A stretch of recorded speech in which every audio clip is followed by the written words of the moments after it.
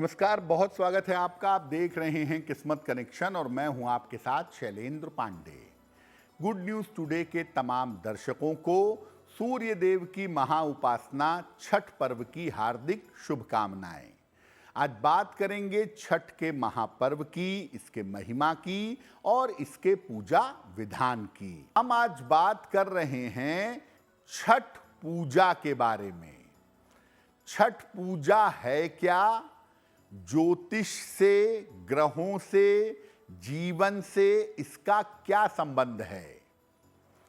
देखिए, कार्तिक का महीना जो अभी चल रहा है, इस महीने में भगवान सूर्य के पूजा की परंपरा पाई जाती है और कार्तिक शुक्ल पक्ष की षष्ठी तिथि को इस पूजा का विशेष विधान है। इस पूजा की शुरुआत मुख्य रूप से बिहार और झारखंड में हुई थी, जो अब देश विदेश तक फैल चुकी है। अंग देश, जहां आज भागलपुर है, मुंगेर है, वो जो इलाका है अंग देश का, वहां के राजा थे महाराज कर्ण, महाभारत वाले कर्ण, और वो सूर्य देव के उपासक थे। इसीलिए परंपरा के रूप में अंग राज्य पर और मगध क्षेत्र पर सूर्य पूजा का विशेष प्रभाव दिखाई देता है। कार्तिक के महीने में सामान्यतः सूर्य अपनी नीच राशि में होते हैं या सूर्य अपनी कमजोर स्थिति में होते हैं। इसीलिए सूर्य देव की विशेष उपासना की जाती है ताकि स्वास्थ्य की समस्याएं परेशान न करें। षष्ठी तिथि का संबंध होता है संतान की आयु के साथ, इसीलिए सूर्य देव और षष्ठी की पूजा से संतान की प्राप्ति भी होती है, संतान के आयु की रक्षा भी होती है, संतान का कल्याण और मंगल भी होता है। कार्तिक के महीने में सूर्य उपासना से वैज्ञानिक रूप से हम अपनी ऊर्जा को और अपने स्वास्थ्य को बेहतर रख सकते हैं।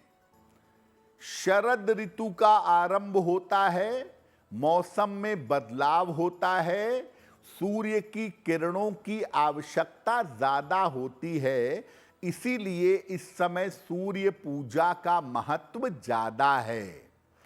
और देखिए, षष्ठी तिथि का संबंध होता है संतान से, इसीलिए छठ का जो पर्व है वो संतान प्राप्ति के लिए, संतान की रक्षा के लिए और संतान के कल्याण के लिए मनाया जाता है। अब आपको बताते हैं कि छठ की पूजा की कैसे जाती है, इसका पूरा सिस्टम क्या है, इसका पूरा तरीका क्या है। कुल मिलाकर छठ का जो पर्व है ये 4 दिनों तक चलता है। इसकी शुरुआत होती है कार्तिक शुक्ल चतुर्थी तिथि से और सप्तमी तिथि को अरुण वेला में उगते हुए सूर्य को जल देकर इस व्रत का समापन होता है।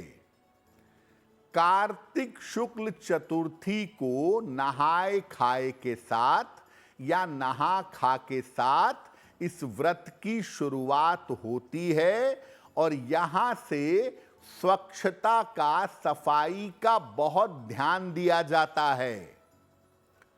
इस दिन लौकी और चावल का आहार ग्रहण किया जाता है। दूसरे दिन को लोहंडा खरना कहा जाता है। इस दिन दिन भर उपवास रख करके शाम को खीर का सेवन किया जाता है।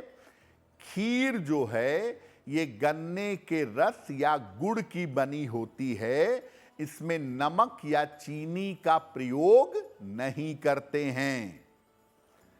तीसरे दिन दिन भर उपवास रखकर डूबते हुए सूर्य को अर्घ दिया जाता है। साथ में मौसम के फल और विशेष प्रकार का पकवान, जिसको ठेकुआ कहते हैं, ये चढ़ाया जाता है। और संध्या का जो अर्घ दिया जाता है वो दूध और जल से दिया जाता है। चौथे दिन बिल्कुल उगते हुए सूर्य को अंतिम अर्घ दिया जाता है और इसके बाद कच्चा दूध और प्रसाद खाकर व्रत का समापन किया जाता है। इस बार पहला अर्घ जो संध्या वाला होगा वो 27 अक्टूबर को शाम को दिया जाएगा और अंतिम अर्घ 28 अक्टूबर को प्रातःकाल उगते हुए सूर्य को दिया जाएगा। देखिए, छठ की पूजा जो है, छठ का जो व्रत है वो सामान्य व्रत नहीं है, वो एक तपस्या है। तो इस व्रत की, इस साधना की सावधानियां क्या हैं? ये व्रत अत्यंत सफाई और अत्यंत सात्विकता का है। इसमें पूरी पूरी सफाई रखनी होती है 100%, और बहुत पवित्रता और सात्विकता के साथ इस व्रत का पालन किया जाता है। इस व्रत में कठोर रूप से सफाई का ख्याल रखना चाहिए। घर में अगर एक भी व्यक्ति छठ का उपवास रखता है तो बाकी सभी लोग सात्विक रहेंगे, सफाई से रहेंगे। घर में प्याज, लहसुन, मांस, मदिरा का प्रयोग नहीं होगा।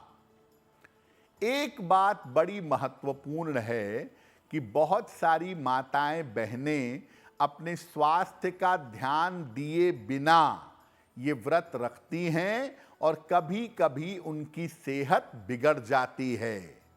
तो आप अगर बहुत सारी दवाइयाँ खाती हैं या आपका स्वास्थ्य अच्छा नहीं है तो आप ये व्रत मत रखिए। सबसे पहले स्वास्थ्य पर ध्यान दीजिए। जब व्रत रखने लायक स्वास्थ्य हो तभी व्रत रखना आपके लिए बेहतर होगा।